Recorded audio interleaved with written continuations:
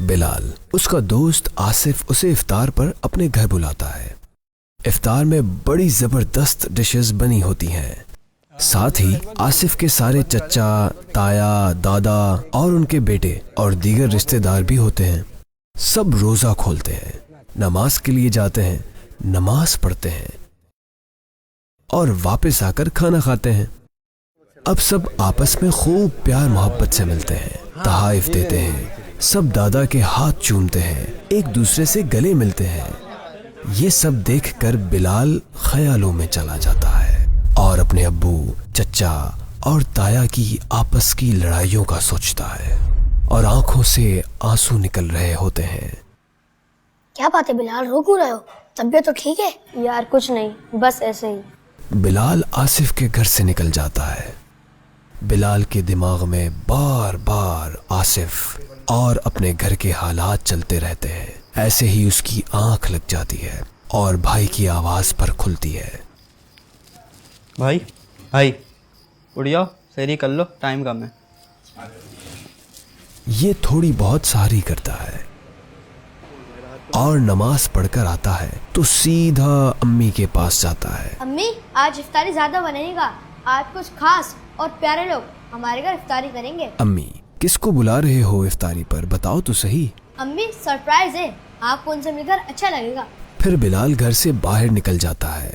سب سے پہلے اپنے دادا کے گھر جاتا ہے۔ دادا، وعلیکم السلام۔ دادا آج آپ کی نا افطار کی دعوت نا ہمارے گھر پہ، آپ ضرور آئیے گا دادا۔ آپ آئیں گے نا؟ پلیز آئیے گا دادا۔ ہاں بیٹا، ضرور آؤں گا میں، جیتے رہو۔ بلال جب ان کے گھر سے نکلتا ہے تو دادا کی آنکھوں سے خوشی کے آنسو نکل جاتے ہیں۔ پھر بلال اپنے ایک چاچو کے گھر جاتا ہے۔ اس کے چاچو اسے دیکھ کر بولتے ہیں، تم یہاں؟ چاچو، آج آپ کی فیملی کی افطار کی دعوت نا ہمارے گھر پہ ہے۔ کیوں؟ چاچو پلیز منع مت کیجیے گا، ضرور آ جائیے گا چاچو، پلیز آ جائیے گا نا چاچو۔ چلو میں آ جاؤں گا۔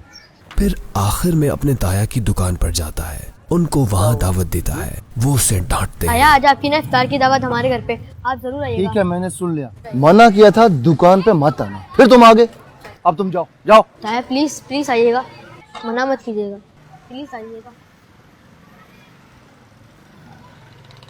ٹھیک ہے میرے بچے، میں آ جاؤں گا۔ شام کا وقت ہوتا تو بلال کے ابو یہ سوچ کر کہ بلال کے کچھ دوست دعوت پر آ رہے ہیں انتظار کر رہے ہوتے ہیں۔ اچانک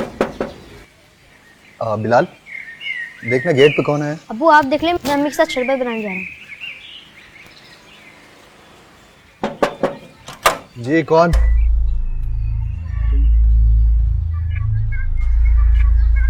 ارے بھائی، آپ کا بڑا پن ہے، آپ نے مجھے بلایا، مجھے معاف کر دیجیے گا۔ کوئی بات نہیں، میری غلطی تھی، چلو آؤ۔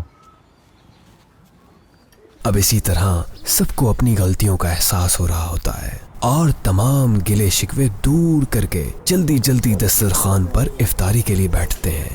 جب حقیقت حال پتہ چلتی ہے، ارے بلال میرا بیٹا، مجھے فخر ہے تم پہ بیٹا۔ جو کام ہم سب بڑے مل کے نہیں کر پائے وہ تم اکیلے نے کر دیا۔ بیٹا، ہم سب پہ تمہارا احسان ہے کہ تم نے میرے ٹوٹے ہوئے آنگن کو پھر سے جوڑ دیا۔ بیٹھو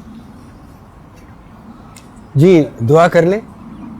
رمضان میں سب کے ساتھ بھلائی اور رشتہ داروں کے ساتھ لڑائی نو گڈ۔ اللہ پاک کے سچے آخری نبی صلی اللہ تعالی علیہ وسلم نے فرمایا کہ رشتہ کاٹنے والا جنت میں نہیں جائے گا۔ رمضان کا فائدہ اٹھائیے، تمام جھگڑے مٹائیے۔